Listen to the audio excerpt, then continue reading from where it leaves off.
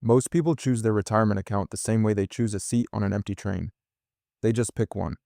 No strategy, no logic, whatever's closest.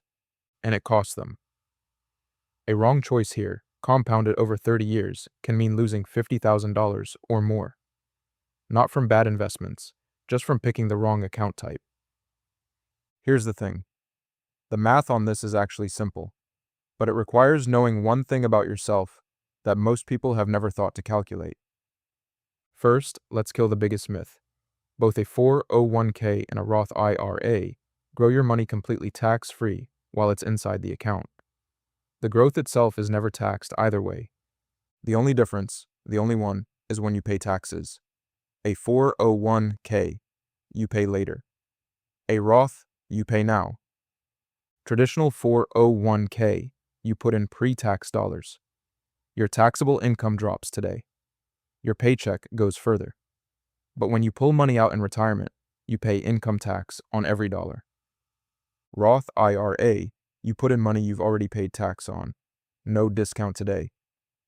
But when you pull it out in retirement, everything is tax-free. Forever.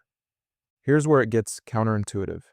If your tax rate is exactly the same today as it will be in retirement, it genuinely does not matter which account you pick. The math produces the same number either way. Pay tax on $100 at 22% now, invest the remaining $78.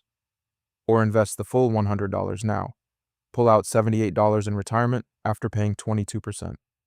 Same result. So the question was never 401k or Roth. The question is, what tax rate are you paying today, and what tax rate will you face in retirement?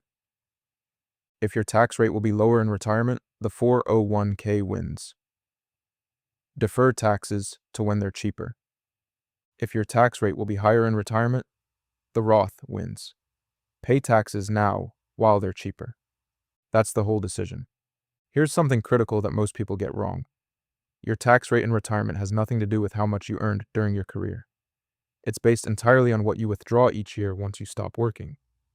Think about it. When you retire, the salary stops. No more promotions, no more employer. Your income is only what you pull from your savings each year. Someone who peaked at $200,000 a year might only need $80,000 a year in retirement.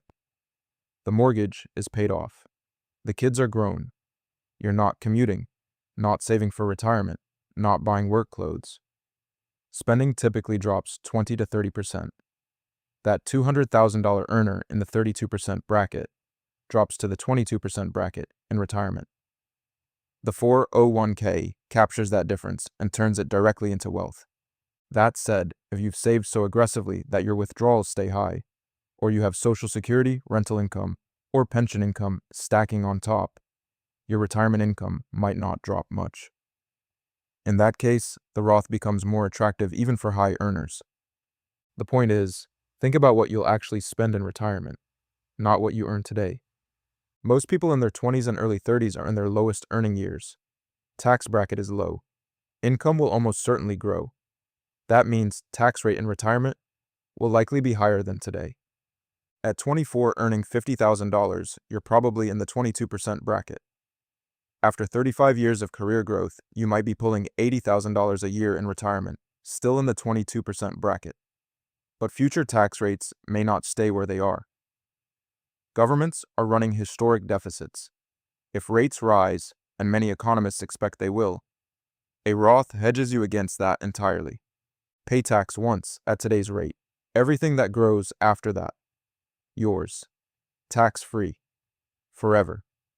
High-income earners in the 32%, 35%, or 37% bracket are in a different situation. Every dollar they defer out of taxable income saves them real money at a top rate, right now. If that person plans a modest retirement spending $90,000 a year, they drop from the 32% bracket to the 22% bracket. That 10-point difference, multiplied across decades of contributions, is a significant amount of money. There's also the contribution limit gap. The 401k lets you shelter nearly 3 times more money per year than a Roth IRA. For high earners who can afford to max out, that difference matters. Before any of this matters, if your employer matches 401k contributions, Take every single dollar of that match. Always, no exceptions. A 50% match is a 50% guaranteed return the moment you contribute. Nothing in the market comes close to that. Capturing the full employer match takes priority over every other consideration in this entire video.